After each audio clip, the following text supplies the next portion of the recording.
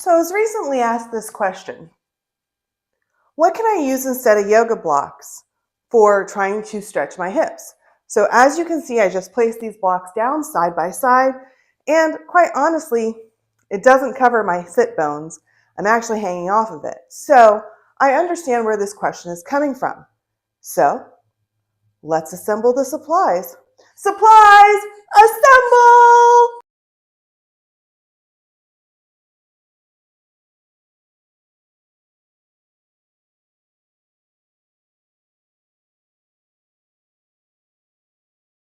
Welcome, all of the supplies, or at least these are all the things in my own house currently that I use in addition to yoga blocks that I can sit on, do meditation with, and any of the other physical things that I need to do. So starting over here, I'm going to walk through and I'm going to show you what it looks like to sit on these items. This is the one I use outside the most. So it lives on the front patio. I use it as a footstool. I use it to sit on. And I do use it to meditate. So it's nice and big. It's sturdy. I'm over 200 pounds, so it's sturdy for me. And you're always going to look for things with a weight limit that matches your weight limit, okay? Or whoever's going to be using it, you want to have a good maximum weight level for it.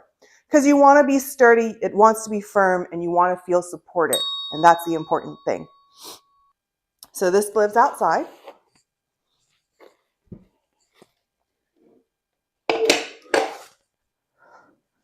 And again, like I said, I use it as a footstool. I sit on it. So if I'm outside doing something, I can sit on this. But then I do also use it for meditation. So I can sit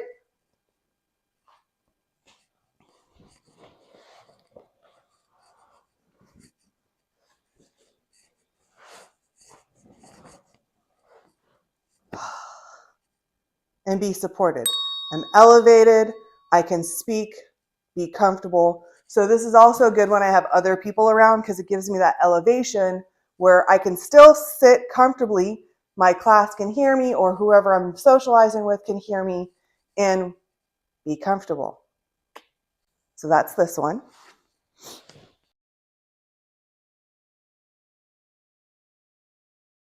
Of course, the exercise ball.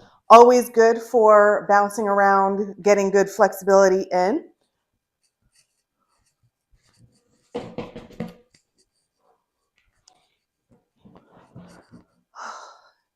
Can stretch your hips, do all of the things that you need to, roll around, realign your back, do all of that great stuff. It's not necessarily something that you can sit comfortably and balance with, so it's more of a stretching tool or a strengthening tool than it is for meditation.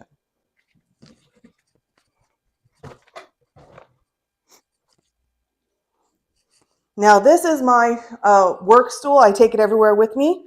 It lives in my car, but I do take it out and use it when I'm around the house if I'm doing gardening, or if I want to sit outside and not take my indoor objects outside. This is rated at 300 pounds, so I can actually stand on it to pick up something because, again, it's my work stool. But it supports my weight. I can sit comfortably in proper alignment, and it's comfortable. It supports me. I feel comfortable and supported. So I can move around a little bit. I'm not going to break it. I'm not going to tip over. I'm good. Nice and portable. This is an option as well.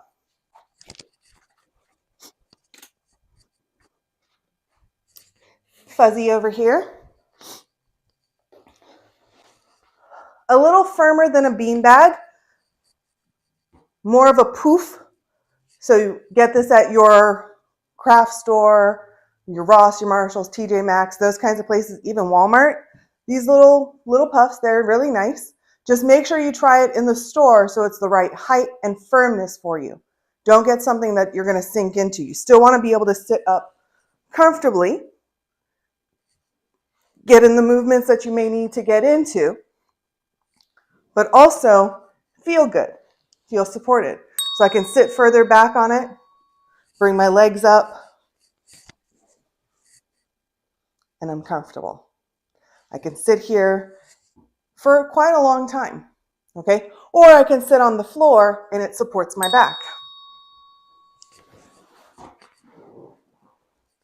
And have some back support to comfortably recline.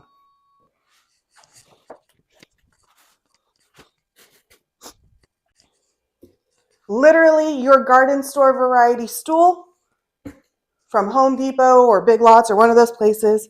This is definitely higher. So it's not a great stool for meditation. However, depending on your physical mobility, this might be the right height for you because I'm in that 90-degree angle with my legs.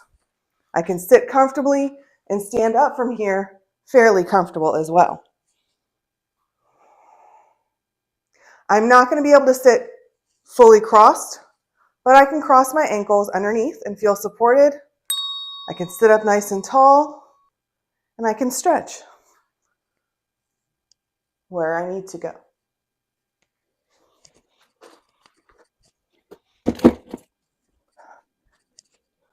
An old drum stool. It's got paint on it. I use this all the time. I sit on this to do my makeup. It is currently stuck at the bottom setting, so it's perfectly great for what I need it for, which is doing my makeup. But also, if I need to sit somewhere in the house at this level, I'm again at this 90-degree with my knees, so I'm comfortable. It's padded. It's got a nice rounded shape so that I can be in that nice alignment. Again, I'm not going to be able to cross my legs, but I can cross my ankles, I can stretch, and I can turn around it.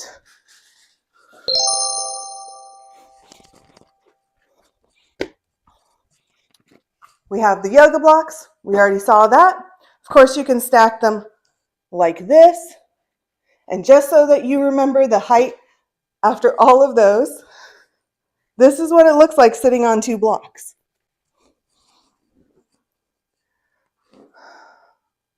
So I'm down here. I'm not very secure. I can actually feel the foam kind of buckling on the sides. I don't feel like I can sit here for a very long time. So again, I get why that question came up. And now my favorite, my pira, my pita, my chakta, right? So it's pretty, it's cushioned, it's the right height, and guess what? It's traditional. So yeah, Indians and the diaspora, Trinidad, Guyana, in the United States, throughout the Caribbean, this is called a pira, pita.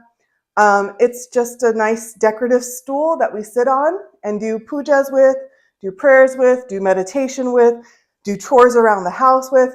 I think literally that term, pita, chakta, whatever language your version of it is, just translates to small stool or something like that. Essentially, it is for us to sit in that space and commune with the gods, with nature, with ourselves. So we have a stool that's like the right height for it. So if you go to your Asian market in your area, a puja supply store, a Caribbean market, you can find these items. They may not be the prettiest. They're going to be very nice depending on where you go, or you're basic, okay? So everything in between. In addition, go to home goods places. Find things that are both useful for your meditation and yoga practice, but also around the house so that you can move it around and use it off of your mat. That's the purpose, right? What we do on our mat translates to what we do in the real world, which is why this doesn't live in my yoga room. This pira actually lives in my office, and it's both my footstool for underneath my desk. I sit on it when I'm doing filing, when I need to ground myself, and like I am right now, making videos, because this is my favorite.